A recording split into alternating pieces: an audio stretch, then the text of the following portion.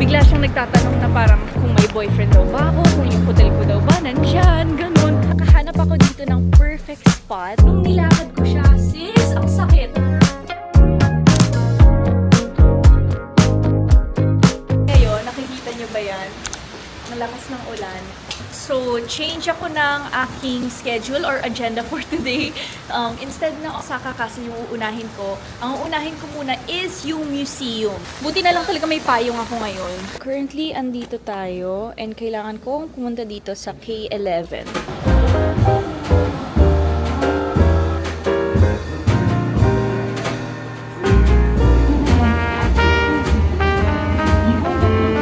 Malapit na. Kailangan ko lang pumunta sa exit number 3. Ito yung exit number 3. Dumiretso lang kayo dito, tapos makikita nyo tong directory. So, ito, pwede kayong pumili kung ano yung mga gusto nyong puntahan. But of course, dun tayo sa 8th floor, which is Osaka Museum of Housing and Living. Maganda kasi yan eh. Parang nakita ko to sa TikTok and excited akong puntahan. And then, pasok lang kayo dito. Ayan. Press lang natin, paakyat. I think napaaga ko kasi ano pa lang, 9:50 AM. 10 o'clock yun magbubukas. So, check na lang natin. I think yung bayad dito, 600 yen ata if I'm not mistaken. Not sure kung tinaasan na nila yung rate, but we will see. Card? Okay, so tama, 600 yen yung bayad. Ito yung price list kapag gusto nyo pumunta dito. No tripod? Okay. Arigatou gozaimasu.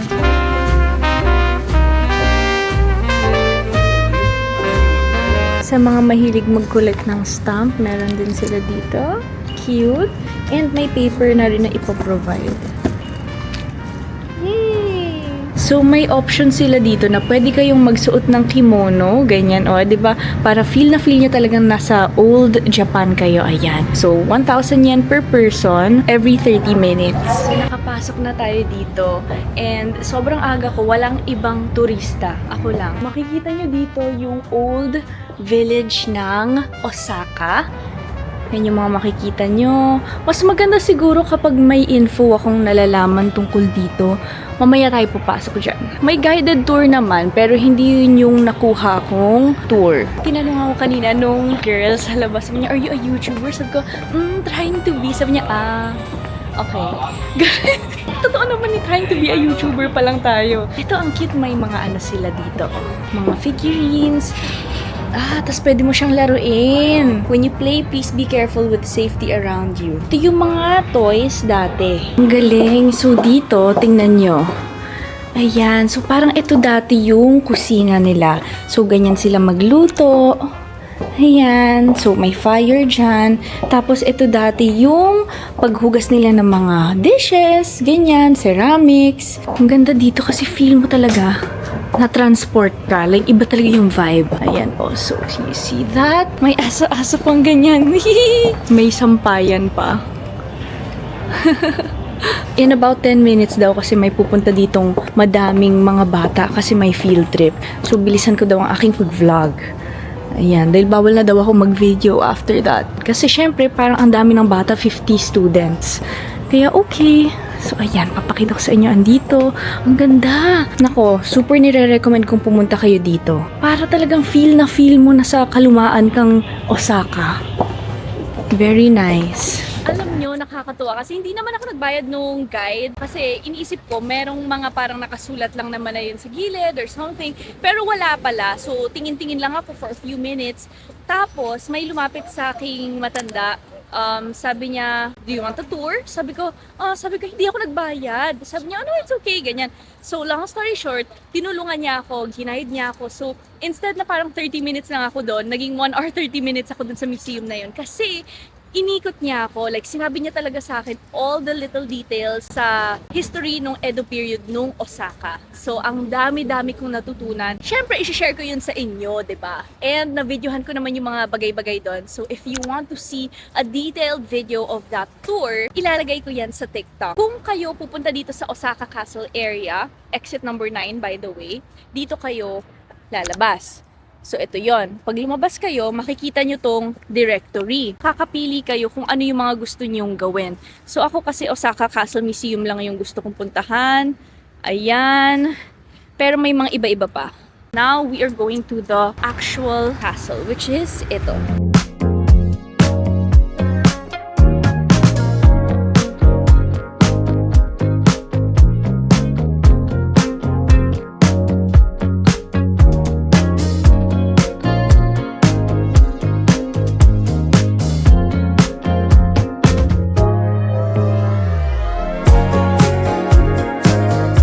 Ako dito ng perfect spot. Doon kasi sa harap, okay, ang daming tao, hindi siya aesthetic, hindi siya cute, hindi siya magical. Kailangan nyo lang ipin Japanese garden sa Google Maps. Tapos, pupunta kayo sa may palikod. And hindi siya ganun ka-crowded. So, kanina ako lang yan nandito. Dumami na yung tao. But, at least nakakuha na tayo ng photo.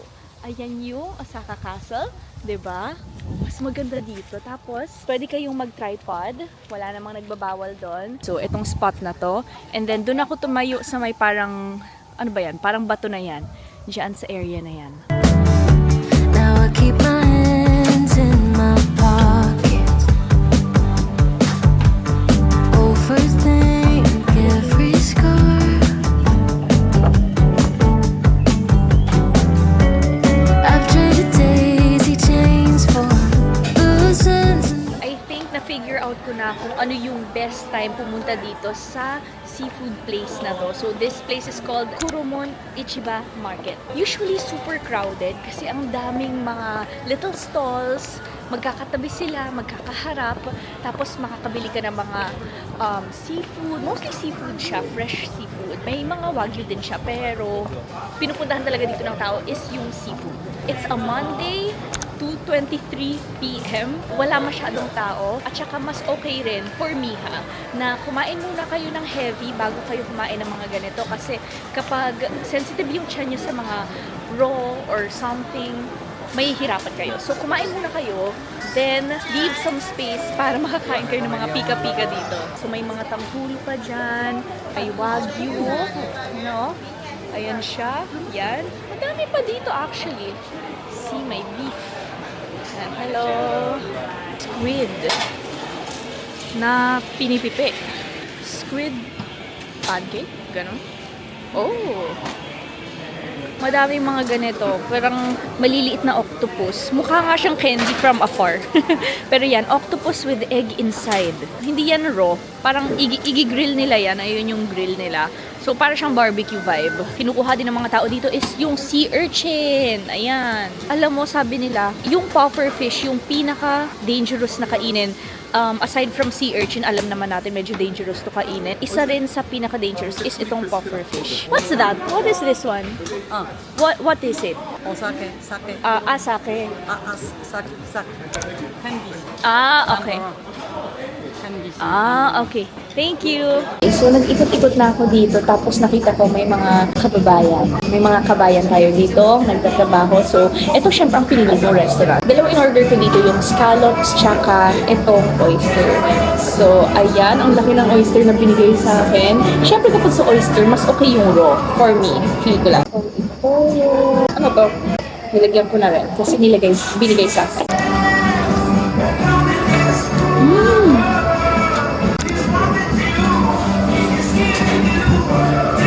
Next naman is itong grilled scallops.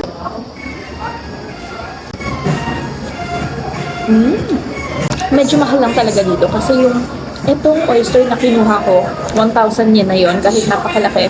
Ito naman, 800 yen. So, ang binibigay lang nila is 1.5 scallops. So, kung pupunta kayo dito, prepare kayo ng cash kasi mostly sa kanila, cash lang talaga yung tinatanggap. Hindi lang naman siya tourist spot eh. Market talaga siya. Like, meron dong parang grocery store, meron ding mga souvenir shops. Wala, kung gusto mo lang talaga mag-food trip, then go ahead. Pero may mga iba ko narinig na nagkaroon daw sila ng food poisoning dito. So, mag-ingat lang kayo. Pero hopefully, hindi naman ako magkaroon ng food poisoning. Unfortunately, nagkaroon ako ng food poisoning after this. So, panoorin nyo na lang yun sa next vlog. Thank you, kuya! Ayan, no, kapag pupunta kayo dito, ito yung hanapin yung shop. Ayan, puro mga Pinoy dyan. Mga tatlong Pinoy. Okay, thank you! Bye-bye!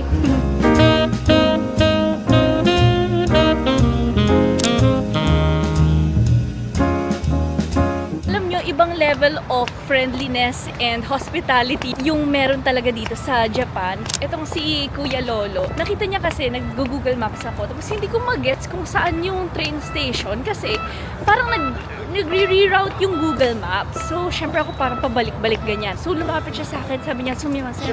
Tapos ako sabi ko, hello, tapos nagsasabi siya na parang kung kailangan ko daw ng tulong. Eh di sabi ko, sige, oo. Tapos sabi ko, pupunta ako sa parko. So, doon sa Dotonbori area. Naglalakad lang ako, tapos sumusunod lang naman siya. Binibigyan niya ako ng mga instructions na ito, ganito, ganyan. May pagka-sketchy ng slight.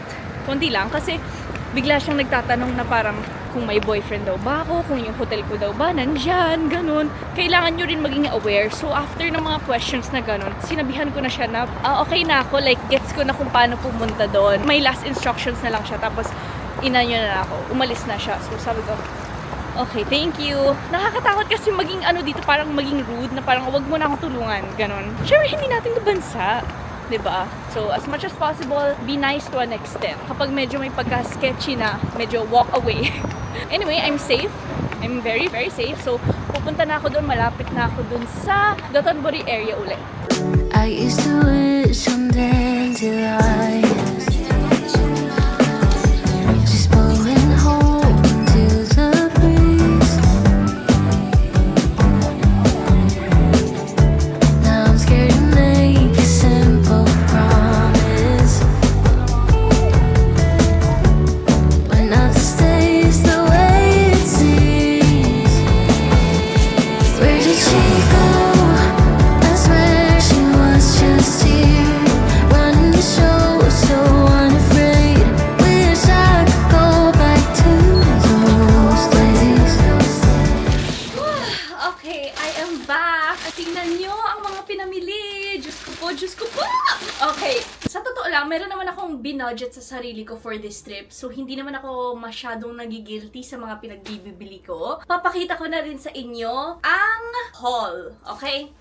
Let's go! So, first, GU. Ayan. So, parang kasi inisip ko na pwede to pang airport, pang casual. Good for anything naman to. Tapos, wala pa talaga kasi akong parang long sleeve na ganito na nakaka-classy. Ito rin, galing sa GU. Kasi recently, parang nahihilig ako sa mga sweaters. Bumili naman ako doon sa socks place. It's called Tutu Ana. Ito yung mga socks na binili ko kasi kapag tatlo daw yung binili, 1,100 yen lang. Mahilig kasi ako sa mga may design na socks. Like, kung makita nyo talaga yung socks ko, parang ganun yung collection ko. More on like, ma-cartoon. Yan. Tapos, ito pa, kinuha ko to, medyo long socks naman to. Pero kasi tingnan nyo, parang may puwet ng duck.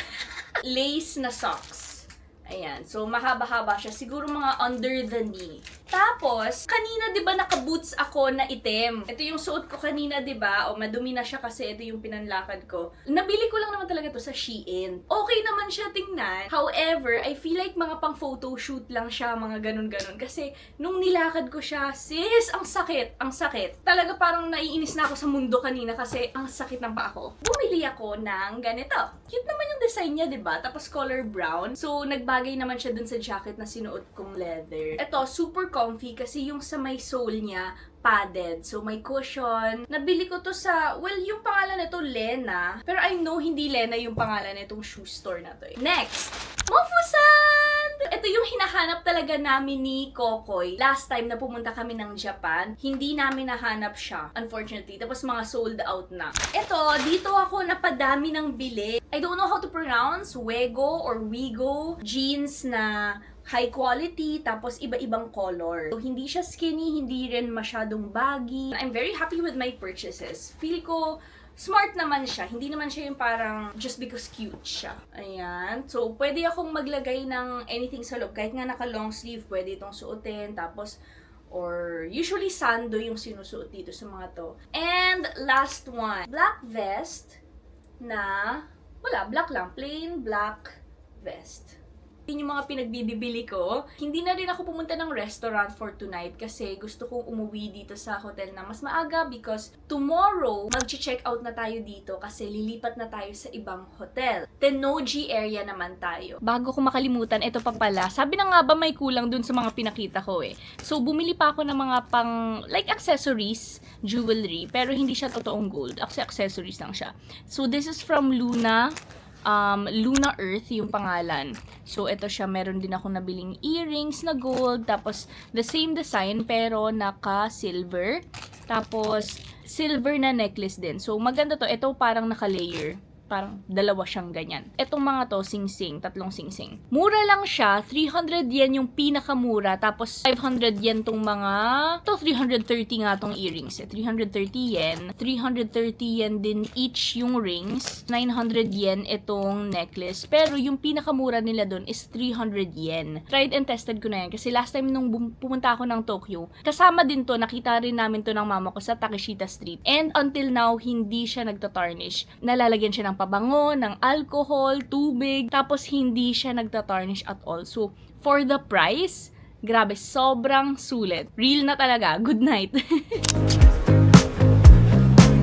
Nandito na tayo sa Nintendo World. Ito yung ating double bed.